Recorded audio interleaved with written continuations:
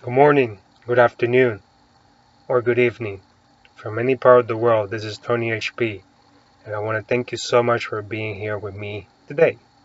In this video, I'm going to talk about something that I have been thinking about a lot in the most recent days. And I've been thinking about the interview process, for you to get a job. I've been thinking about it from a perspective of a person with disability, but also from a perspective of a person with no disability.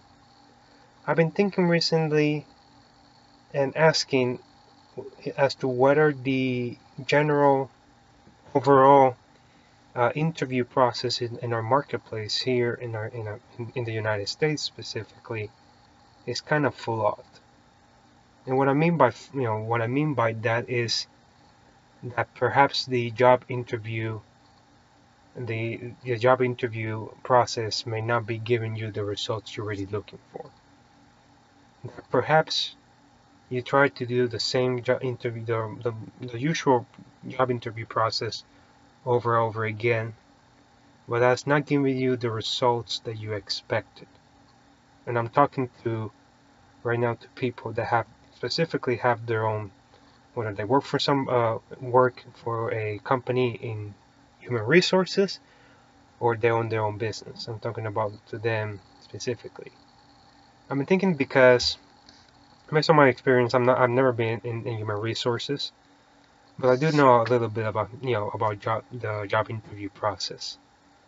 And I truly, and I think that I've been thinking that perhaps you may have a candidate that goes through the job interview process, answers all the questions. You may hear the best answers to your job questions for the applicant, and then you hire that person, and in a relative short time, let's say a couple weeks and months, you see and you ask yourself whether you made the right decision or not. Because this person answered all your questions correctly. But when it came time to do the job, no matter all the training, all the support that you gave to the applicant, they either fail at their job or they left immediately. Different reasons. And however, when you have people, what could be the difference? Just because somebody may be an excellent at at doing job interviews does not mean it's going to be a great worker, and vice versa. You may have somebody that is not very good with job interview skills, but it could be the worker and employee or associate that you need for your business. And this has caused a lot of issues with different businesses in the marketplace. So I was wondering if perhaps we had to change the job interview process. Make it, how can we change the job application process to make it more towards identifying that candidate that will do the job? What we can do. Me as a person with this, as an advocate and a person with autism, a lot of times I truly believe that the job interview process as it is, which is more of a social communication, 100% based only, should just be put aside towards more an interview process that is more hands-on, something that you can put like an applicant at different scenarios to see how that applicant will respond to those different scenarios, so that way you can get a much better idea in terms of how that applicant will work for you in your business. Because the problem is for people in the autism spectrum specifically, we have that challenge of social communication in relationship building and connecting, having that connection with other people. And I think that the problem, and this is an issue going on with with people with autism and also people with other disabilities too. Depending on the disability, but I can talk about for my disability.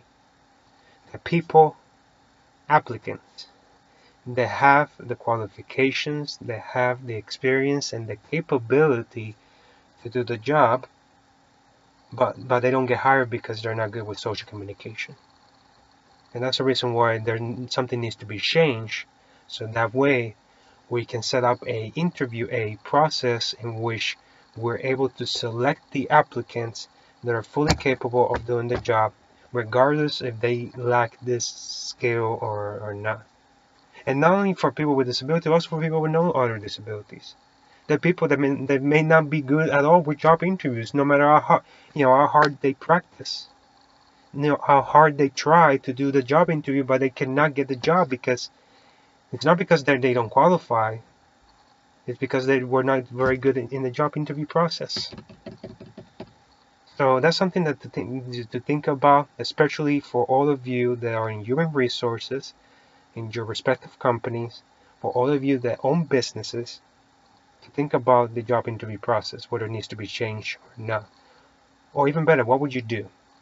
In my opinion, I will find a way to create a process in which it will be a process in which will help me select the best applicant for the position, for the job opening, based on different tests.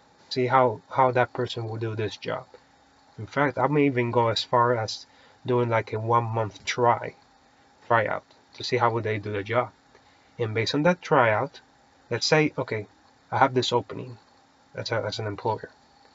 I have this opening. I can perhaps get like 6 applicants to participate in 1-month tryouts, and I'm able to see how everybody's doing their job.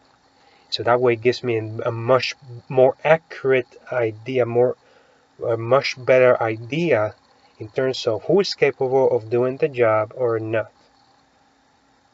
Instead of going through a job interview process, which a lot of people, as I said, there's people that are very good with job interviews, but they're not capable of doing the job. So I think that's something we need to think about as a society, which is whether we need to modify or update the job application process. So my phone is ringing in the back, so I'm gonna ignore it for a few moments. So anyway, I want to see what you guys think about this. If you have any questions or anything that you agree or disagree with my points with what I talk about today, please let me know. So thank you so much for being here today, and have a good day. This is Don HP signing out. Bye bye.